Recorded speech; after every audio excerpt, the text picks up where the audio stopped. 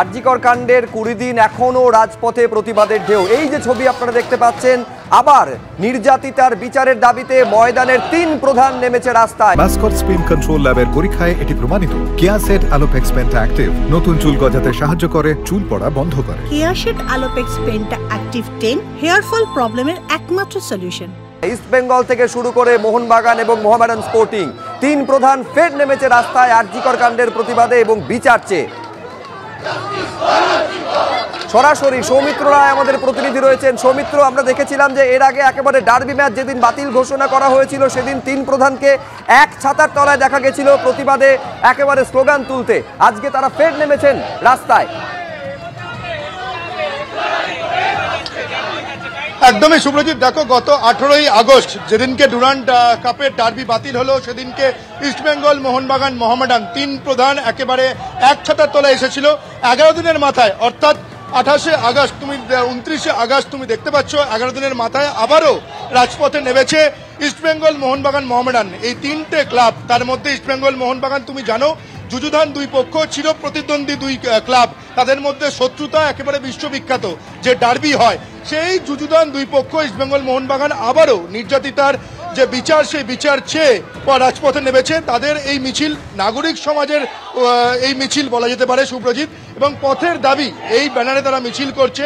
মিছিল কিছুক্ষণ আগেই শুরু হয়েছে কলেজ স্কোয়ার থেকে, মিছিল শেষ হবে ধর্মতলা পর্যন্ত। এখানে যে ছবি দেখতে পাওয়া যাচ্ছে তুমি দেখো, এই ছবি আমরা 18ই আগস্ট যেদিনকে ডুরান্ড কাপের ডার্বি বাতিল হয়েছিল সেদিনকেও আমরা এই ছবি দেখতে পেয়েছিলাম, যে লাল হলুদ সবুজ মেরুন একেবারে মিলেমিশে একাকার, এবং সঙ্গে রয়েছে 3য় প্রধান মোহামেডানের পতাকাও। ফলে যে নির্যাতিতার বিচার চেয়ে যে তরুণী চিকিৎসক, তার যে ধর্ষণ খুনের যে মৃত্যু, সেই ধর্ষণ খুনের মৃত্যুর বিচার মিলিয়ে দিয়েছে কলকাতার এই 3 প্রধানকে, যেটা ইতিহাসে শেষ কবে হয়েছে যারা কেউ মনে করতে পারছে না। সেই ছবিটায় রাজপথ একেবারে তুমি দেখতে পাচ্ছ যে লাল হলুদ সবুজ মেরুন ব্যানার রয়েছে, এবং এখানে আমরা দেখতে পাচ্ছি জাতীয় পতাকা নিয়েও এখানে ইস্টবেঙ্গল, মোহনবাগানে যারা ক্রীড়াপ্রেমী মানুষ রয়েছেন, যারা সমর্থক রয়েছেন দূর দূরান্ত থেকে, শুধুমাত্র কলকাতা নয় বিভিন্ন জেলা থেকে সমর্থকরা আজকে এসেছেন এই মিছিলে পা মেলাতে। এবং তুমি এই মিছিল থেকে একটাই স্লোগান উঠছে, এই কলেজ স্ট্রিট চত্বর যে স্লোগানে একেবারে মুখরিত সুব্রজিৎ বলা যায়, উই ওয়ান্ট জাস্টিস। একেবারে নির্যাতিতার বিচারের দাবি ময়দানের চিরশত্রুদের পর্যন্ত মিলিয়ে দিচ্ছে। এই ছবি দেখার পাশাপাশি আমি এবার দেখাতে চাইবো যে নাগরিক সমাজ তারা পর্যন্ত নেমেছে রাস্তায়। সরাসরি এই ছবি দেখতে পাচ্ছেন, নাগরিকরা একই ঘটনার প্রতিবাদ এবং সুবিচারের দাবিতে, বিচারের দাবিতে, জাস্টিস চেয়ে তারা রাস্তায় নেমেছেন। অরিত্রিক ভট্টাচার্য আরো বিস্তারিত বলবেন। দেখো, এই মিছিল কলেজ স্কোয়ার থেকে শুরু হয়েছে, ধর্মতলার দিকে যাচ্ছে। আমরা যেটা দেখেছি হচ্ছে 8 তারিখের যে ঘটনা সেটা 9 তারিখ প্রকাশ্যে আসে, এবং তারপর থেকেই বিভিন্ন স্তরের মানুষ তাদের মতন করে প্রতিবাদ করছেন, রাস্তায় নামছেন। 14 তারিখ একেবারে পুরো বিভিন্ন শহর, মফস্বল, গ্রাম, একেবারে সাধারণ মানুষ মূলত মহিলাদের ডাকে দখল করেছিলেন। আজকে ঠিক সেরকমই আরও একটি নাগরিক মিছিল, যে মিছিল থেকে আরজিকরের বিচার যেমন চাওয়া হচ্ছে, তার সঙ্গে এই দাবিও করা হচ্ছে যে এই ধরনের ঘটনার পুনরাবৃত্তি এড়াতে হবে। এবং সেই মতোই কিন্তু প্রচুর মানুষ, বিভিন্ন পেশার বিভিন্ন স্তরের মানুষ এখানে যোগ দিতে শুরু করেছেন, এবং ইতিমধ্যেই আমরা দেখতে পাচ্ছি বাদশারা রয়েছে। বাদশারা, এই যে এত মানুষ এত সপ্তাহ ধরে নামছে, প্রচুর প্রশ্নে আপনারা উত্তর দিচ্ছেন, এই মানুষের নামায় কি আপনাদের সহায়তা?